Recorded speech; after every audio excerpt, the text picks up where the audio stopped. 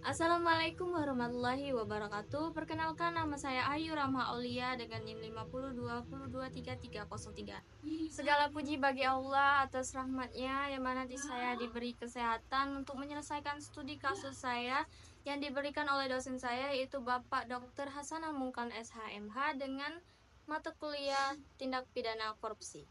Izinkan saya memaparkan studi kasus saya yang berjudul EU sebagai terdakwa atas kasus penyuapan pekerjaan 4 proyek di Kementerian Pekerja Umum dan Perumahan di Kabupaten Musi Banyuasin. Baiklah, masuk ke bab 1, yaitu pendahuluan. Menurut Kamus Besar Bahasa Indonesia, korupsi adalah penyelundupan atau penyalahgunaan uang pemilik negara, perusahaan, organisasi, dan yayasan untuk memenuhi dirinya sendiri. Adapun beberapa contoh dari tindakan korupsi, yaitu penyuapan dalam jabatan, pemerasan dalam jabatan, pemungutan liar, menerimakan gratifikasi, serta benturan kepentingan dalam pengadaan barang dan jasa.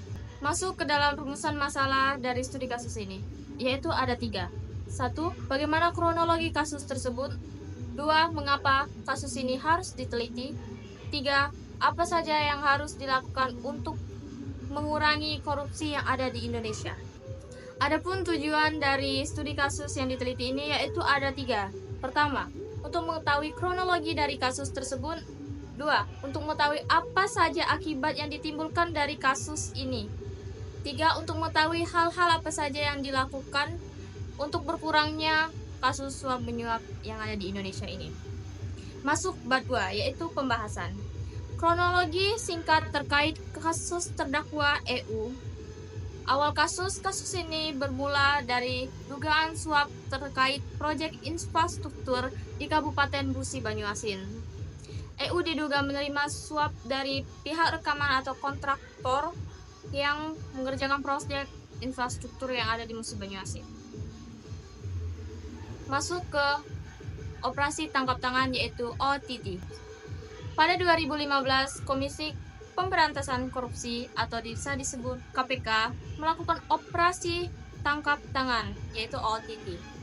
Setelah melakukan operasi tangkap tangan atau bisa disebut OTT, KPK melakukan penyelidikan lebih lanjut dan menemukan bahwa uang suap tersebut diduga diberikan sebagai imbalan atas persetujuan proyek-proyek infrastruktur yang bernilai miliaran rupiah. Mereka diduga menerima suapan dari kontraktor sebagai bahan jasa atas pengadaan proyek dan pemulus tender-tender proyek infrastruktur tersebut. Melalui proses pengadilan, EU diadili atas dugaan penerimaan suap terkait proyek infrastruktur. Kasus ini menimbulkan beberapa dampak yang cukup signifikan, yaitu adanya keterlambatan dan penurunan kualitas proyek. Yang kedua, kerugian keuangan bagi negara. 3. Menurunkan kepercayaan publik. 4. Instabilitas politik. Oke, masuk ke dalam hal-hal yang perlu dilakukan untuk mengurangi kasus korupsi yang ada di Indonesia sejak dini, yaitu 1. Pendidikan etika dan nilai-nilai integritas. 2. Peran keluarga dan lingkungan sosial. 3. Pengenalan keterbukaan dan akuntabilitas. Keempat, memberikan teladan. Kelima, penguatan hukum dan sistem pengawasan. Keenam, peningkatan kesadaran sosial. Ketujuh, penguatan keterlibatan masyarakat.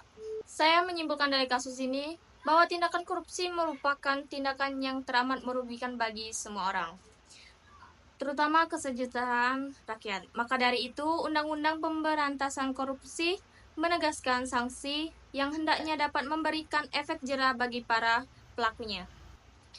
Seperti dalam kasus yang saya bahas ini, atas tindakan penyuapan yang dilakukan oleh terdakwa EU, terdakwa divonis hukuman 4,5 tahun di penjara atas dasar pasal 12 huruf A Undang-Undang Nomor 31 Tahun 1999 tentang pemberantasan tindak pidana korupsi sebagaimana telah diubah dalam Undang-Undang Nomor 20 Tahun 2001 Pasal 55 Ayat 1 ke 1 KUHP. Adapun beberapa saran yang bisa saya berikan yaitu 1. Pendidikan dan kesadaran anti korupsi. 2. Pengawasan yang ketat. 3. Penerapan teknologi. 4. Pemberian sanksi yang tegas. 5. Kolaborasi antar lembaga. Demikian hasil studi kasus yang saya paparkan. Apabila ada salah kata, saya mohon maaf. Kepada Allah saya mohon ampun. Saya akhiri. Wassalamualaikum warahmatullahi wabarakatuh.